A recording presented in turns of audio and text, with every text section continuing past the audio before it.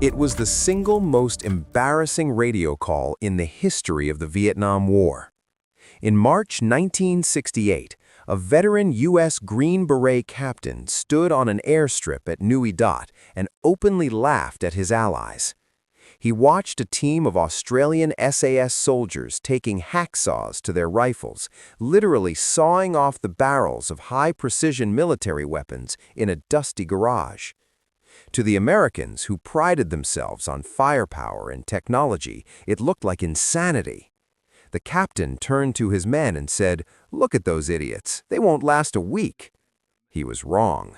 Dead wrong. Because just 6 hours later, that same American captain wasn't laughing.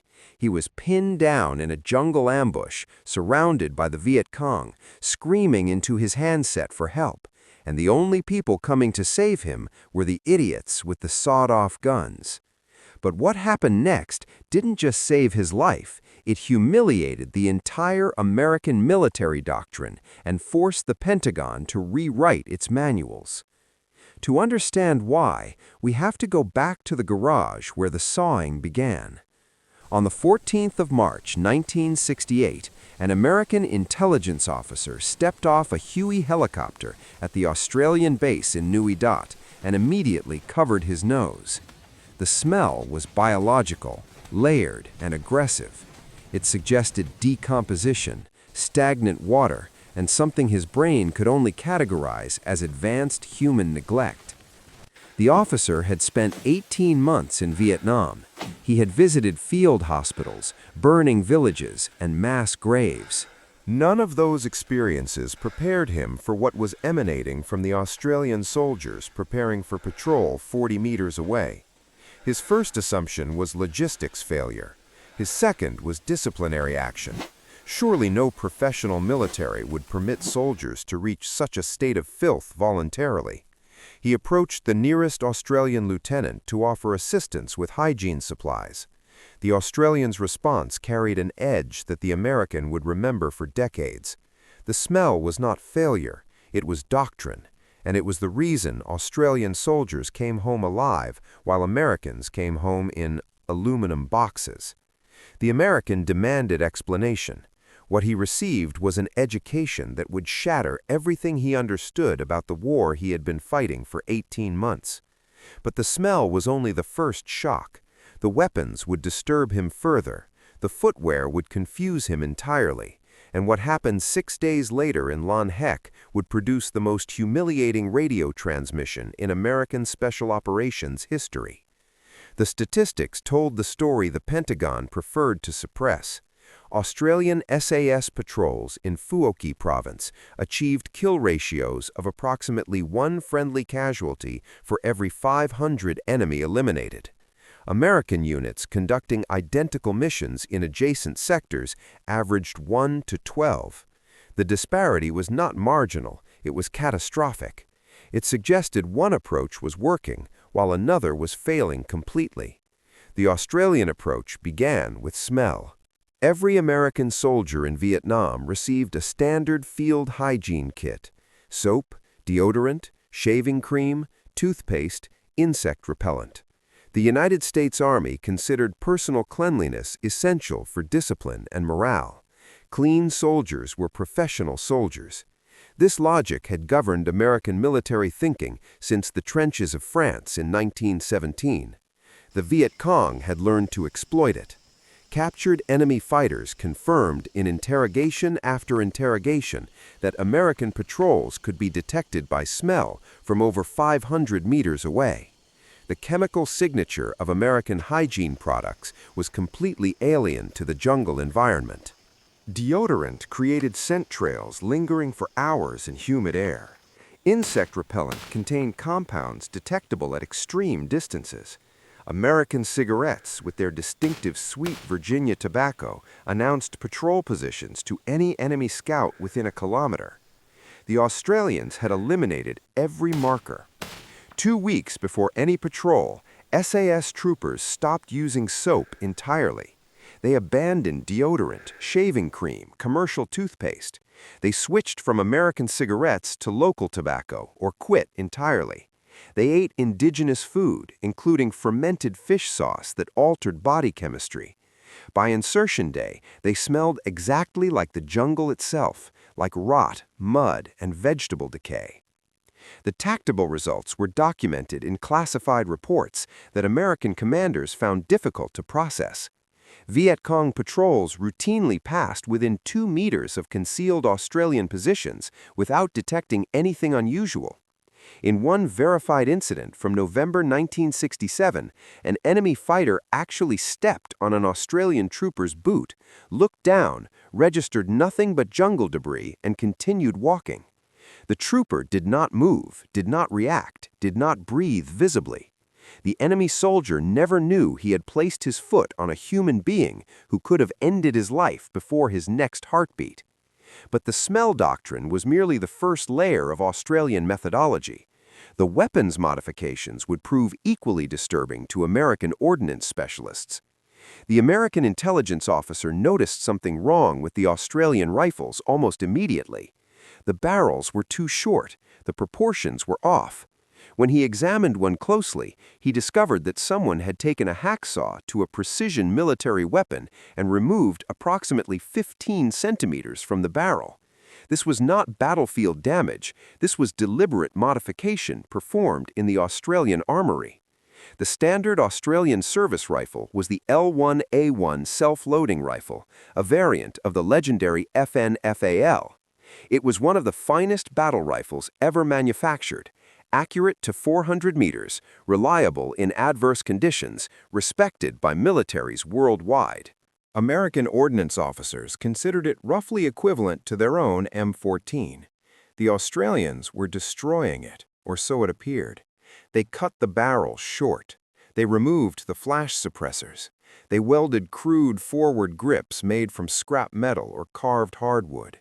The resulting weapon looked like something a desperate partisan might assemble in an occupied country, not standard equipment for elite special operations soldiers. American weapons specialists who examined these modifications were appalled. They had ruined the ballistics, and they had reduced effective range by at least 60%. They had created something loud, inaccurate, and unprofessional. The Australians called it the SAG, and it was perfectly designed for the environment where it would actually be used. In the Vietnamese jungle, average visibility was between 10 and 15 meters, not 100 meters, not 400 meters, 15 meters. A rifle accurate to 400 meters was useless when you could not see past 15. Worse, the full-length barrel constantly snagged on vines, bamboo, and undergrowth. Every snag required stopping, freeing the weapon, and resuming movement. Every stop created noise. Every noise could mean detection. The sag slid through vegetation like a snake. The shortened barrel eliminated snags. The loss of long-range accuracy was irrelevant because there was no long range. And the 7.62 millimeter round, even from a shortened barrel, delivered stopping power. The American 5.56 millimeter M16 could not match. The M16 fired a smaller, faster round, designed for accuracy at extended ranges. In the jungle, at 15 meters, it had a tendency to wound rather than stop. The round passed through human tissue so quickly that fighters sometimes continued advancing for several seconds before realizing they had been fatally hit. The 7.62 and 6.2 round from the SAG did not wound at close range, it devastated. It could punch through the thick bamboo trunks that Viet Cong fighters use for cover. It could end in close quarters engagement with a single shot. American ordnance officers wrote damning reports about Australian weapons modifications. Those reports were filed alongside recommendations to adopt Australian methods. Both were ignored, but the weapons were only part of the equipment mystery. The footwear confused the American observer even more. Several Australian troopers preparing for the patrol were wearing sandals, not military boots, sandals. Specifically, sandals made from old automobile tires with straps cut from inner tubes. The American recognized them immediately. They were Ho Chi Minh sandals, standard Viet Cong footwear manufactured throughout North Vietnam and the jungle supply routes. Why were Australian soldiers wearing enemy footwear?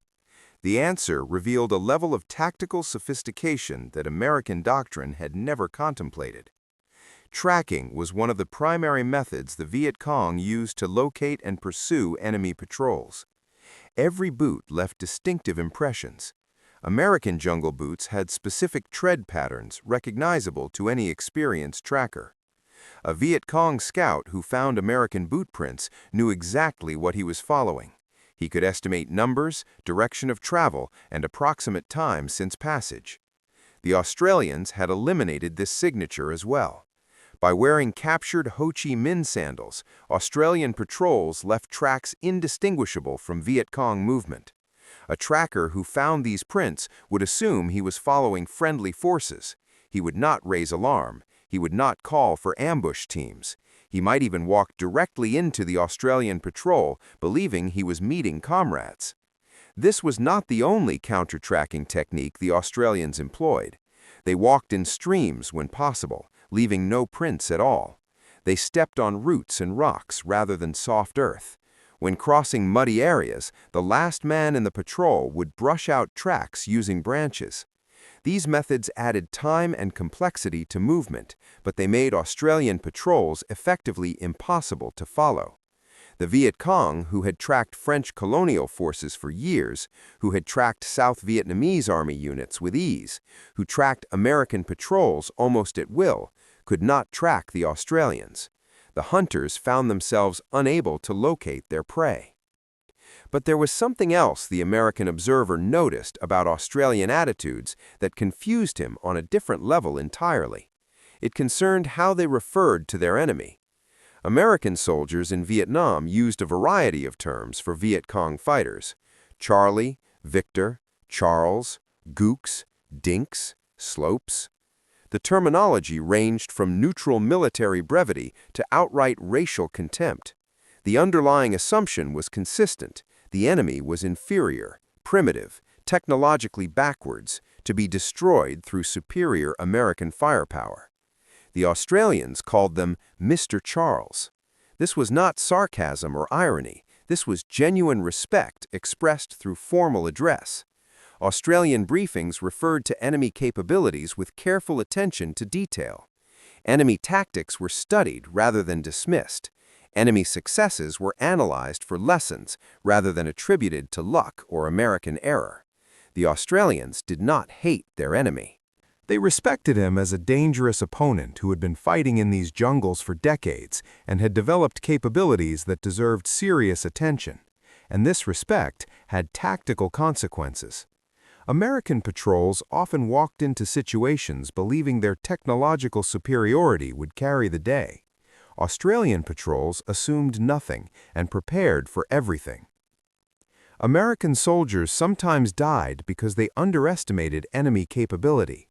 Australian soldiers survived because they never did.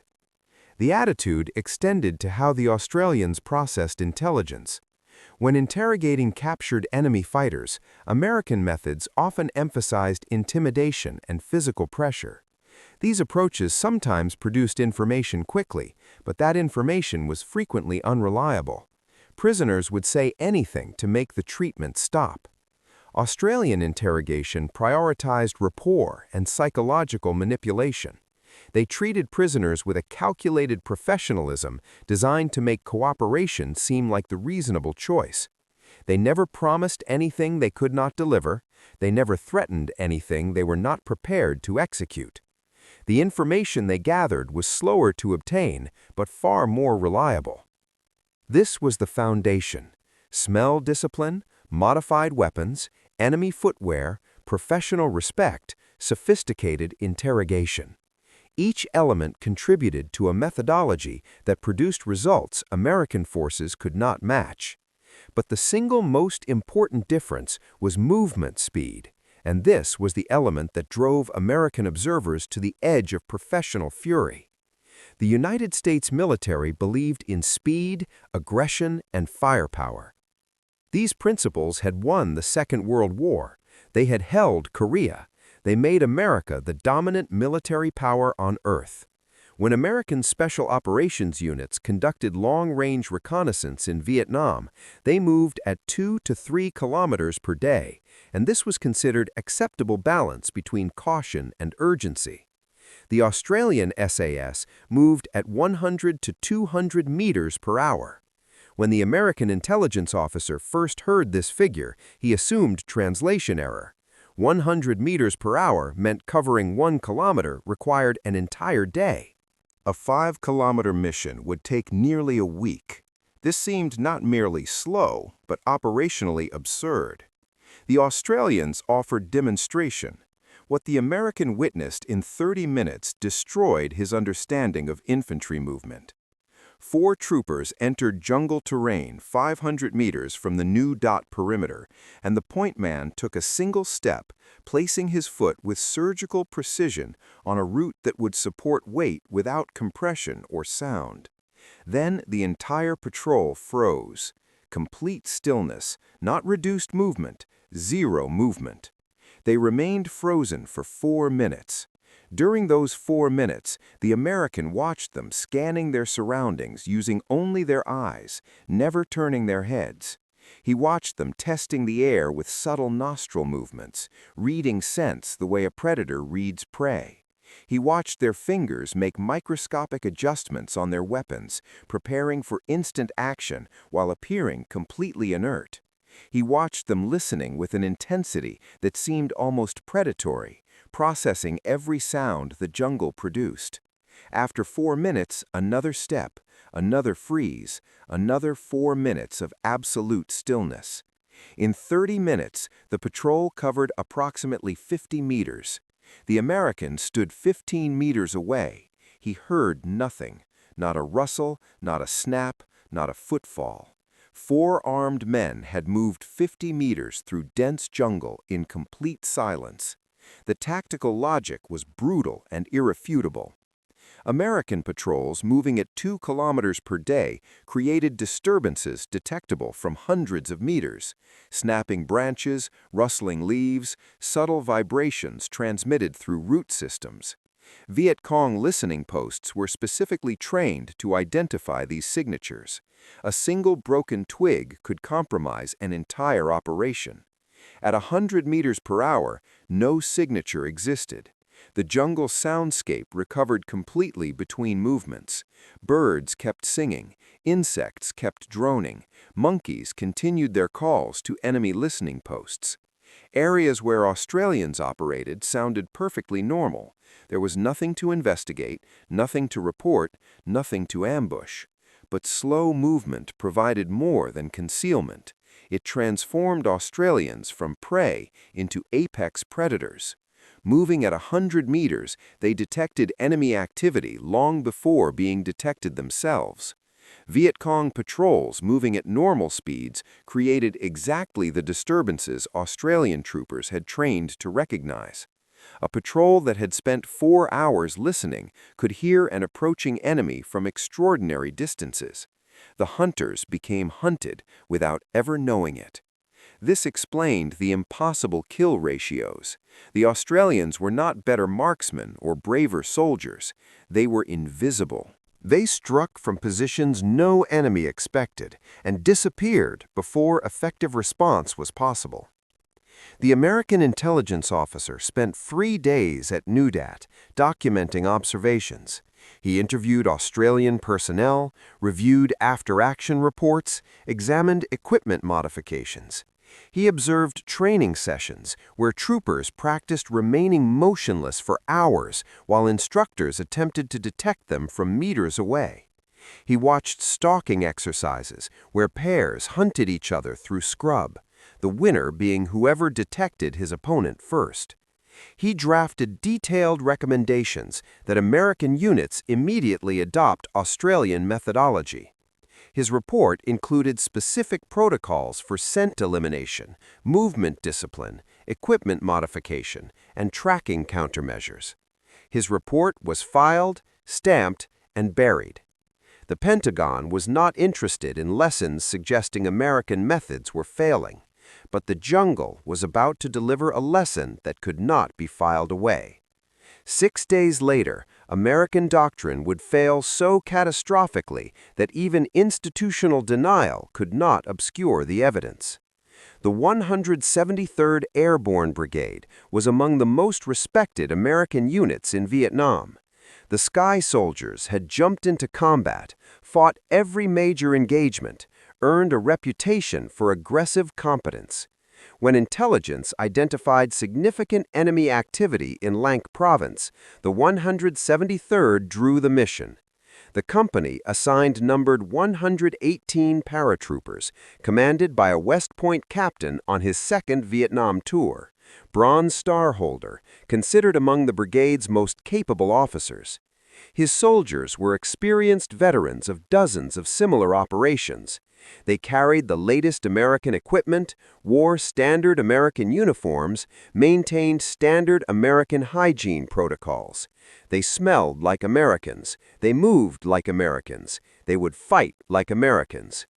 An Australian SAS patrol was operating independently in the same area. 4 men, led by a sergeant with 3 Vietnam tours. They had been in the jungle for 6 days already, moving at their standard pace, gathering intelligence on enemy dispositions. They wore Ho Chi Minh sandals. They carried modified rifles. They had not bathed in 17 days. The two forces knew of each other but had not coordinated. American and Australian operations ran parallel tracks. The American captain had not requested coordination and saw no reason to. His company would handle the mission using American methods. What he did not know was that the Australian patrol had already found what his company was searching for. 4 days of patient movement had brought the Australians within observation distance of a Viet Cong battalion headquarters. They had spent 31 hours in a single concealed position, watching, counting, documenting. They had identified over 200 enemy fighters. They had mapped defensive positions. They had noted the presence of a regimental command element visiting from higher headquarters. They had observed ammunition distribution, meal preparation, sentry rotation schedules. They had reported this intelligence through Australian channels. Somewhere in the communication system, the information was lost, delayed, or dismissed as insufficiently verified. The American company walked into the area blind. They were approaching a reinforced enemy position with 10 times their numbers and had no idea. The Viet Cong heard them coming from over 300 meters away. The enemy battalion commander had nearly 30 minutes to prepare his reception. The ambush detonated at 11:47 hours. Textbook L-shaped killing zone. Enemy fighters positioned along 2 converging axes opened fire simultaneously with automatic weapons and rocket-propelled grenades. The Viet Cong had studied American movement patterns for years. They knew exactly where helicopter landing zones would be established, exactly which routes patrols would take, exactly how long until artillery arrived. 23 American soldiers fell in the first 20 seconds. The captain survived because he was positioned in the formation center rather than at point. He immediately implemented the response his training prescribed. Return fire toward identified positions, call for artillery support, request helicopter gunships, organize survivors into defensive perimeter. Everything happened exactly as doctrine specified. Artillery rounds began impacting within 8 minutes. Gunships arrived within 15 minutes. Full weight of American firepower was directed at enemy positions. None of it was working. The Viet Cong were in prepared fighting positions, constructed and camouflaged over weeks. They had survived American artillery for years and knew exactly how to endure it. When barrages came, they stayed low in holes designed to withstand near misses. When gunships appeared, they used jungle canopy for concealment and shifted positions through covered trenches. The Americans could not see their enemy. They were shooting at muzzle flashes and suspected locations, expending ammunition against targets they could not verify. The enemy could see them perfectly. Every few minutes, another American soldier fell to precise fire from invisible positions. By 12:30 hours, the American company had suffered over 40 casualties. Ammunition was running low. The artillery had cratered hundreds of square meters of jungle without hitting a single confirmed enemy position.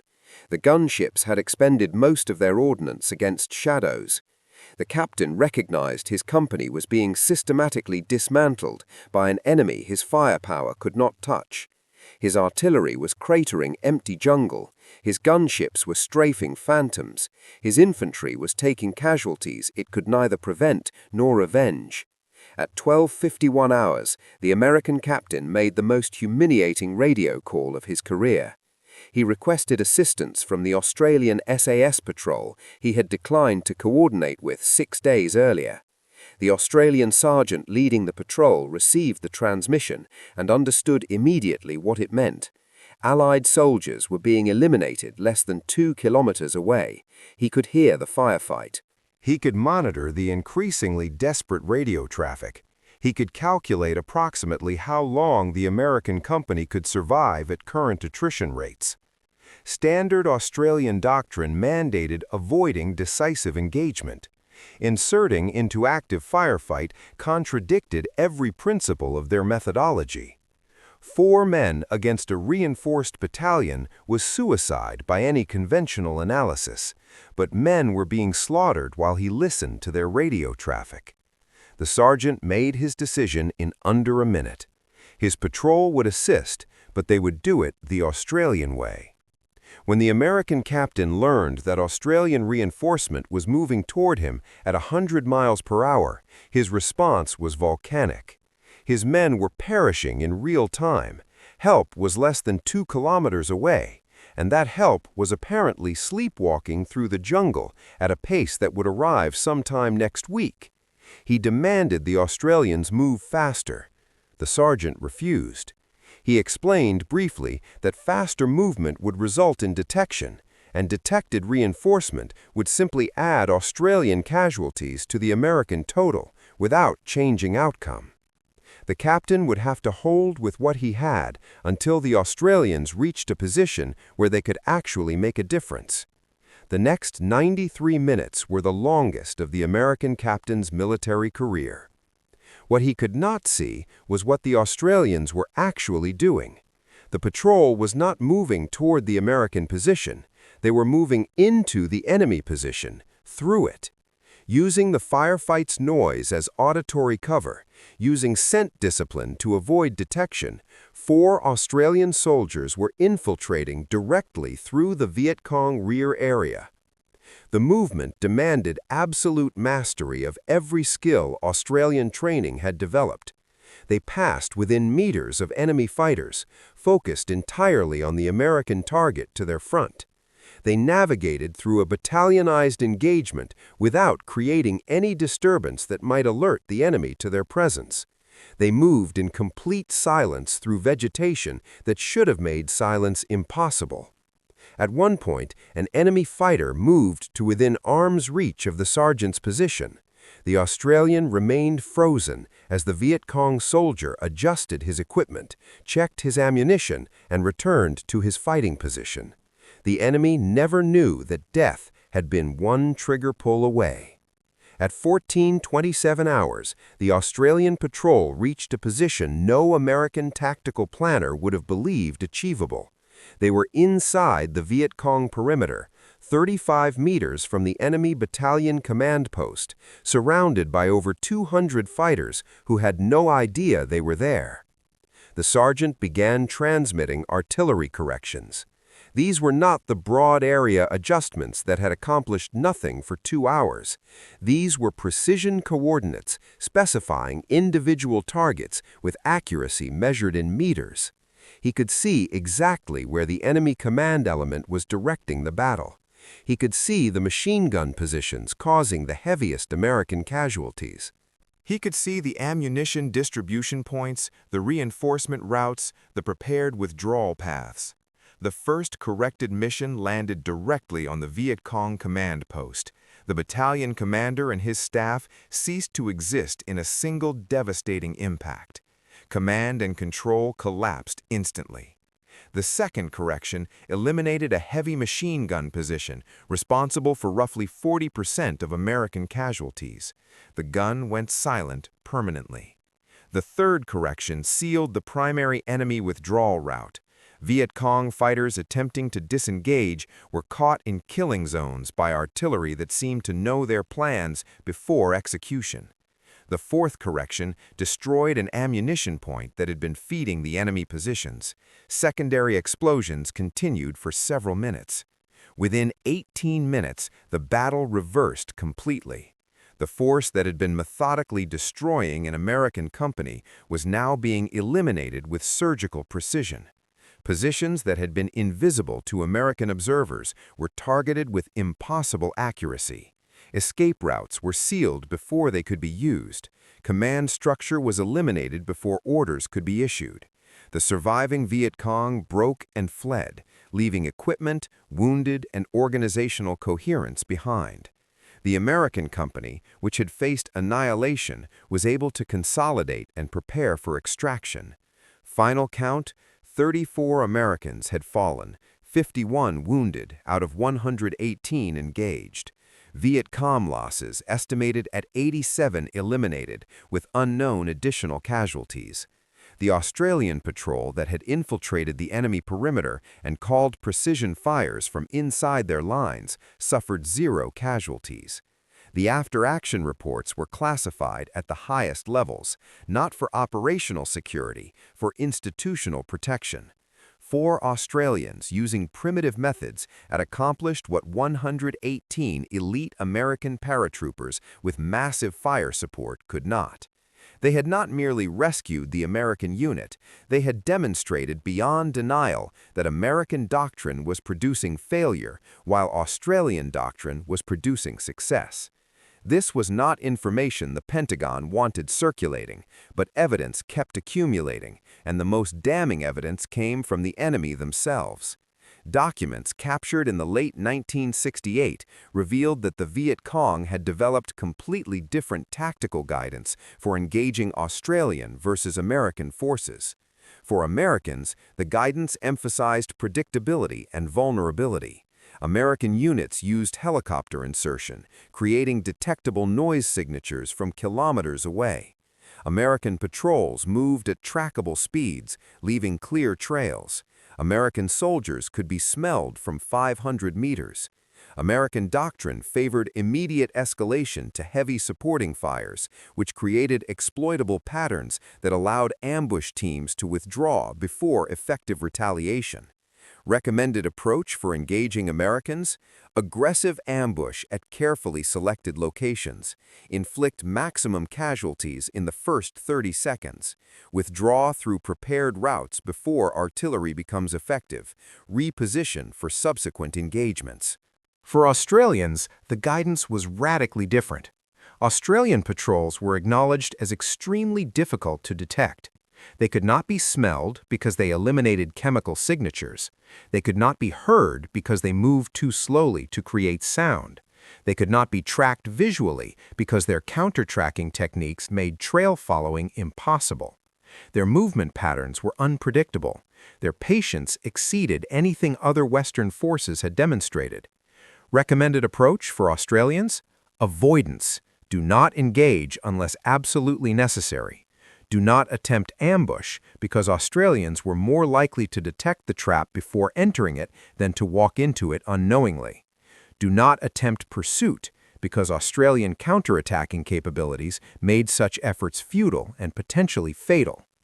If contact was unavoidable, break it off as quickly as possible and withdraw to areas where Australian patrols were not operating. The documents used a specific term for Australian soldiers that was applied to no other Allied force: Maung, Vietnamese for phantoms of the jungle, jungle ghosts. The term carried supernatural connotations exceeding ordinary military respect. The Viet Cong were not merely cautious about Australian forces, they were afraid in ways they were never afraid of Americans. This fear had measurable tactical consequences. Enemy activity in Puak Tuy province, where Australian forces concentrated, was consistently lower than in adjacent American-controlled sectors. Viet Cong units that aggressively engaged American forces in one area refused to enter Australian territory in the neighboring sector. When they did enter, their behavior changed completely, becoming defensive and cautious rather than offensive and aggressive. American commanders noticed this disparity and demanded explanations. Perhaps the Australians were in less strategically important areas.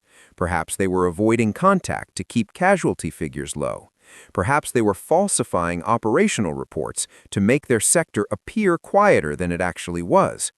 The capture documents eliminated every alternative explanation. The enemy was explicitly instructing its forces to avoid Australian contact because Australians were more dangerous.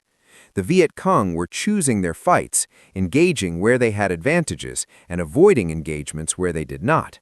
Against Americans, they had advantages. Against Australians, they did not. But why? What created this fundamental difference? The answer went deeper than tactical technique. It went to roots of knowledge predating European contact with Australia by tens of thousands of years. The Australian SAS had integrated Aboriginal tracking methodology into operational doctrine through generations of collaboration that no other Western military had attempted. Aboriginal Australians had survived in demanding wilderness environments for over 40,000 years. Their accumulated knowledge of concealment, tracking, patient hunting, and environmental awareness represented the longest continuous tradition of such skills anywhere on Earth. This was not mysticism or spiritual knowledge. It was intensely practical expertise refined through brutal evolutionary pressure over 400 centuries. Techniques that worked survived because the practitioners survived. Techniques that failed eliminated their practitioners before they could pass anything down. The result was a body of wilderness knowledge that no modern training program could replicate from scratch. Aboriginal trackers could determine from a footprint not just direction of travel, but approximate weight of the person, whether they were carrying a load, whether they were injured, how long ago they had passed, and often whether they were alert or relaxed when they made the track. They could read broken vegetation the way literate people read books. They could detect presence through absence, noticing when birds had stopped calling or insects had gone silent in ways that indicated human intrusion.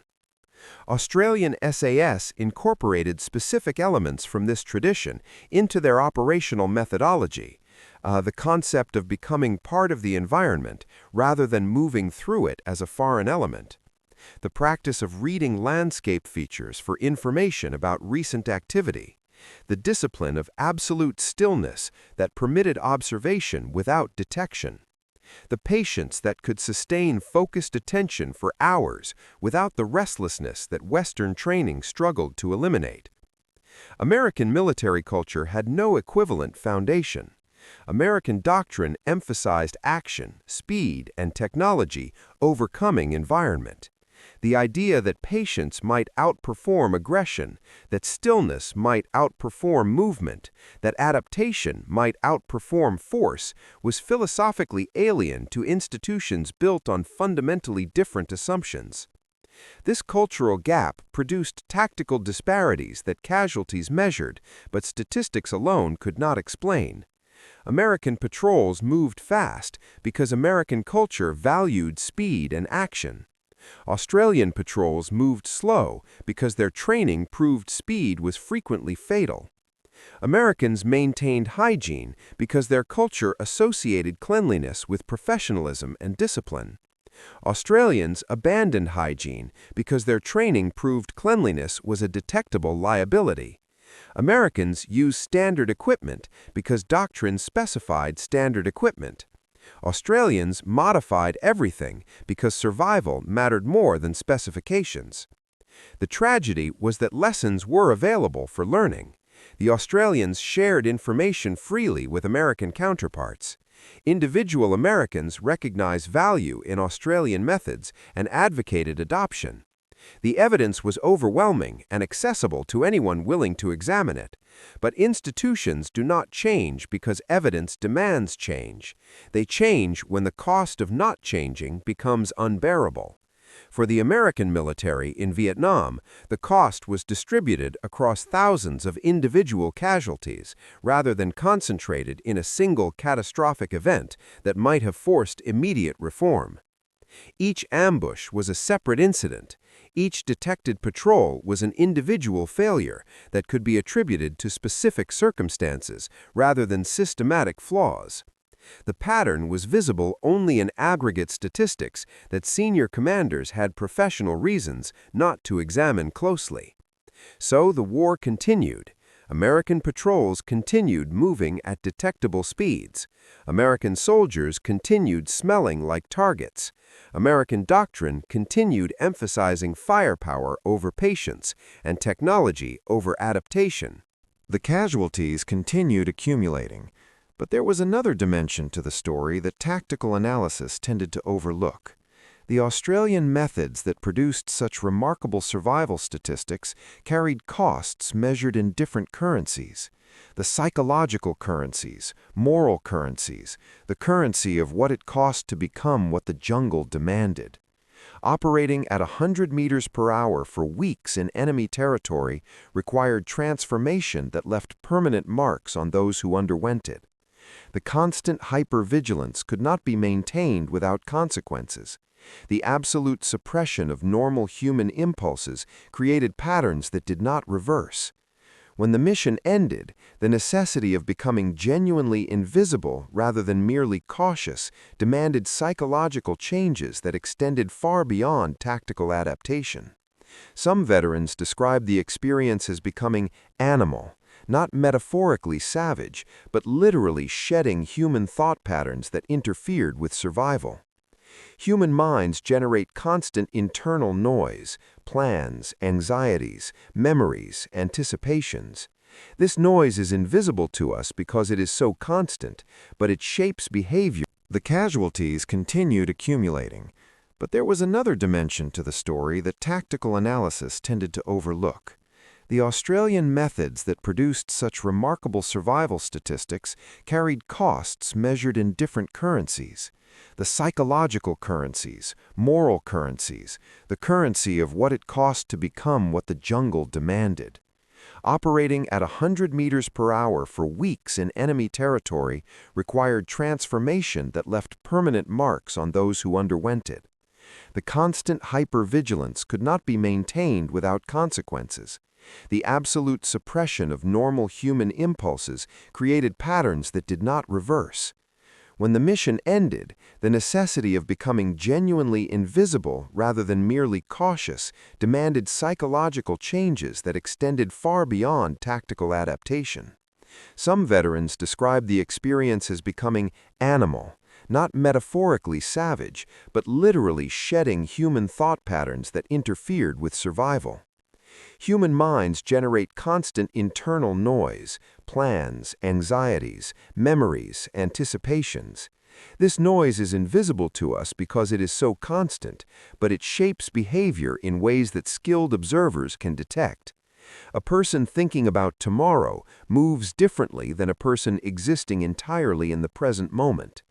The Australians learned to eliminate this noise entirely, to exist in a state of pure sensory awareness for days without the normal operations of human consciousness, to perceive without interpreting, to observe without planning, to respond without deliberating. This state was tactically invaluable. It made them invisible in ways that physical concealment alone could not achieve. An enemy scout might look directly at a concealed Australian position and see nothing unusual, because the Australian occupying that position was generating no behavioral signals for the scout to detect. But this state was not something that could be switched off like a light when the patrol ended. Veterans reported difficulties readjusting to civilian life that exceeded what standard post-traumatic stress models would predict. Inability to tolerate the noise and chaos of normal environments, hypervigilance persisting for years and decades after service ended. Struggles with relationships because the emotional openness that relationships require was precisely what they had trained themselves to suppress.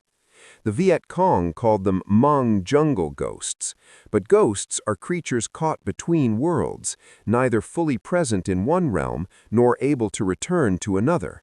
The Australians who mastered jungle warfare found themselves similarly suspended, not fully present in the civilian world they returned to, not able to forget the jungle world they had inhabited. Some never found their way back completely. This was the price of effectiveness that no statistical analysis captured. The Australian methods worked. The survival rates proved it beyond any possibility of dispute. But survival was not the same as returning whole. Coming home alive was not the same as coming home unchanged. The moral dimensions added further complexity to any assessment. Close-range elimination in jungle conditions did not conform to the neat legal categories that military lawyers preferred. When an Australian patrol detected enemy fighters and maneuvered into ambush position, the subsequent engagement often ended in seconds. There was no opportunity for surrender, no practical possibility of distinguishing combatants from non-combatants in the chaos of close-quarters contact. The doctrine was designed to eliminate threats completely before those threats could respond effectively. This was not the warfare that Geneva Conventions had envisioned, but it was the warfare that the jungle demanded.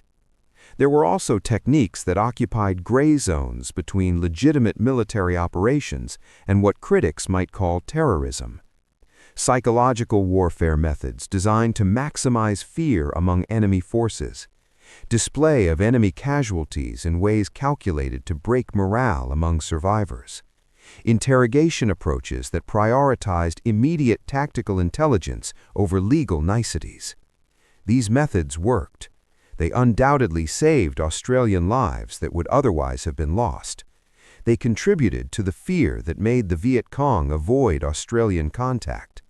They were also methods that looked problematic in peacetime reports and rarely survived civilian scrutiny. Some veterans struggled with these memories for decades, not because they believed they had done wrong in any tactical or military sense, but because they had experienced things that existed outside the moral frameworks they had been raised with. The jungle had its own morality. It rewarded what worked and punished what did not. That morality was not always compatible with the morality of the civilization these soldiers came from. This is the part of the story that heroic narratives typically omit. The Maheng were extraordinarily effective. Their methods represented genuine advances in the art of unconventional warfare.